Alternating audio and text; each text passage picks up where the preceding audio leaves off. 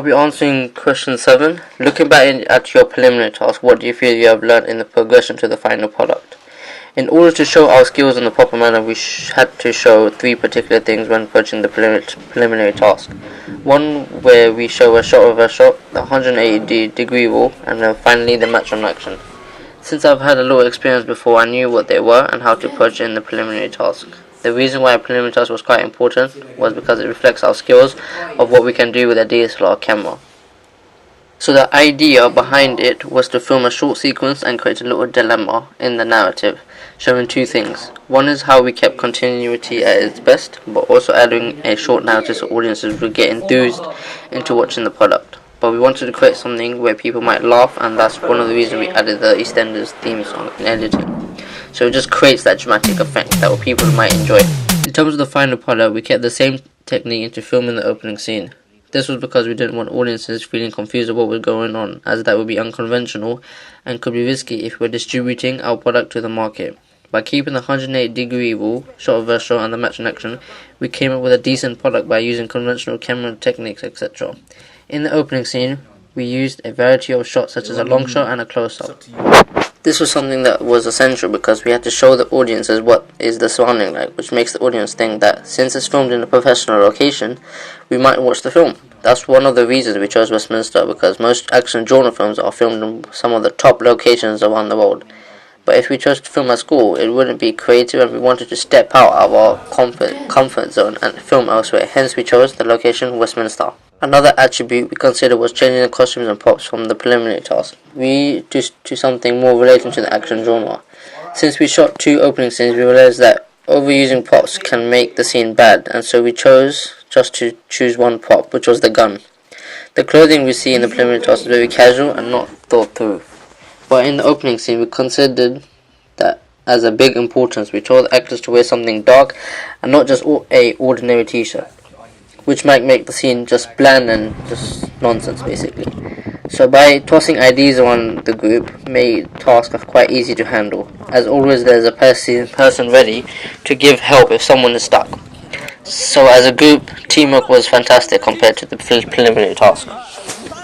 For dialogue, we had a lot of difficulty in picking up a good audio from the actors, as there was just too much wind. I thought I could minimize that in editing, but it didn't work properly. So the dialogue was done in a different location, getting the actors to say what was on the script, and me just incorporating that using Premiere Pro.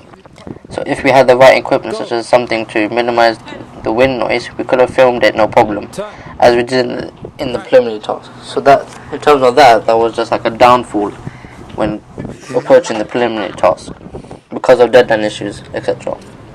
Unlike with the preliminary task, we had to plan and organize everything nicely, so when we filmed, we were not confused as a group of what to do next. So we did some research, such as analyzing current action films such as The Expendables. We created credit timelines of which particular moment a opening credit appears on screen.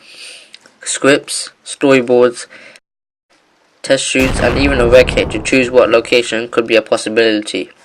I think from changing the idea from the last opening scene that we chose to film in a shed was absolute nonsense, because that particular location was too compact and we just didn't like our opening scene, as we thought our preliminary task would have looked better than the opening scene when it should be the other way around.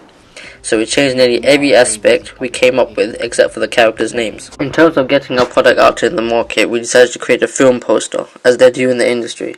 However, we didn't put more effort into it because deadline issues and so forth. We did a basic film poster which has all the conventions in it, such as the main image, the masthead, actors' names, release dates, and a tagline to go with the film. I had the chance to practice how to use different types of softwares as well in the progression of the final product.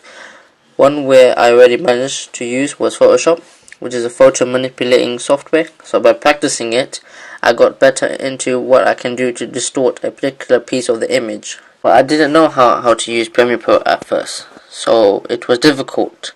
But having the help of YouTube was very useful to know how to use the software, as step by step it gives you instructions of what to do in terms of creating your film opening sequence and just clipping every single footage into the way you want.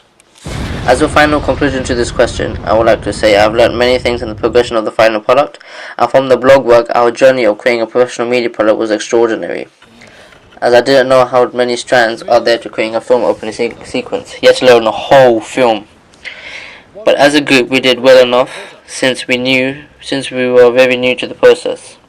We got to learn aspects relating to mise-en-scène, sound, editing, researching other films to get a generalized idea of what our film opening looks like, analyzing action films, and even just looking into lighting and things like that. I hope I have told you what I've learned in the process of what a fantastic journey this has been. I hope you have enjoyed what Limelight Productions came up with, and thank you.